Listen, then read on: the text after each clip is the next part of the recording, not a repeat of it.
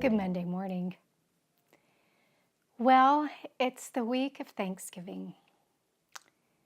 And I don't know about you, but the whole month of November, which I've tried to focus on for us, just these beautiful thoughts of praise and thanksgiving, as we've talked about the last few weeks.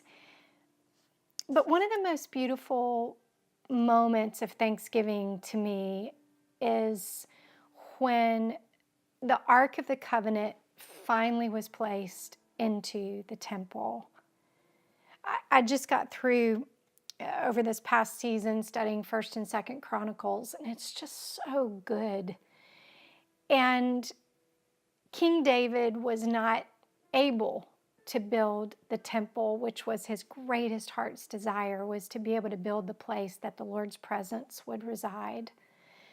But the Lord told him, there's just too much blood on your hands, and I'm going to give this privilege to your son Solomon. So Solomon builds this beautiful temple, and it's the moment where the Ark of the Covenant, which housed the presence of the Lord, it's where the presence of the Lord dwelt, was finally put into this temple that Solomon had made specifically for this ark. And I want to read to you what it says in 2nd Chronicles 5, verse 13. And it says, "And it was the duty of the trumpeters and singers to make themselves heard in unison in praise and thanksgiving to the Lord.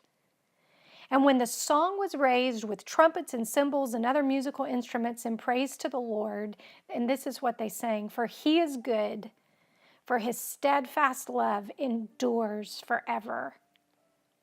So in praise to the Lord, when this was done, the house of the Lord was filled with a cloud, so that the priests could not stand to minister because of the cloud.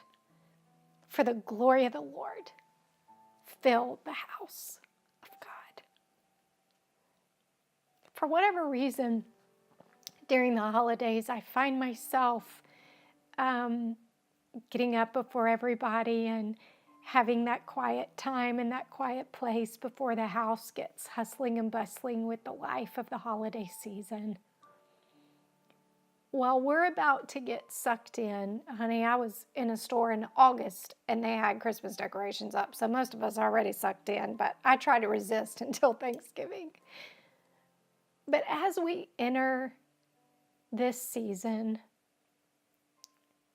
where the commercialization of it would try to steal or rob the holy, I want to invite you into the holy.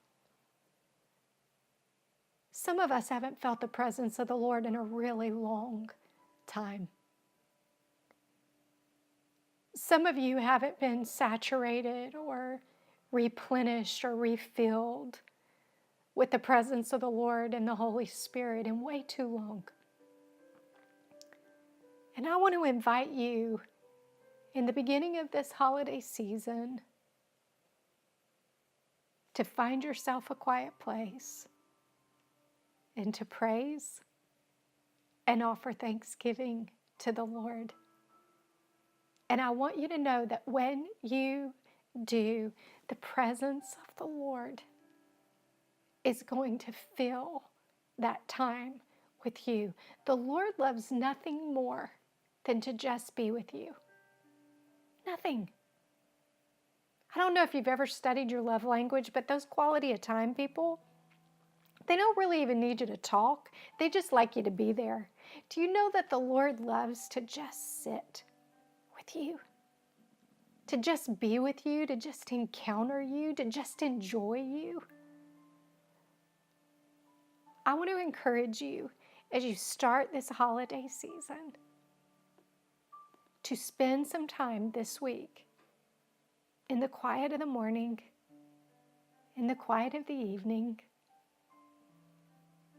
and just let your heart praise and offer thanksgiving.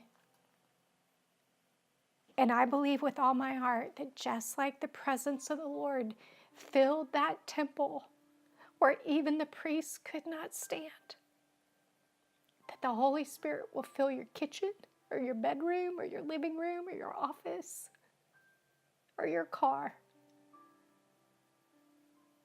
And we will start this Thanksgiving season doing that which is needed most and most appropriate. We'll be thankful. And when we are, I truly believe we will encounter the presence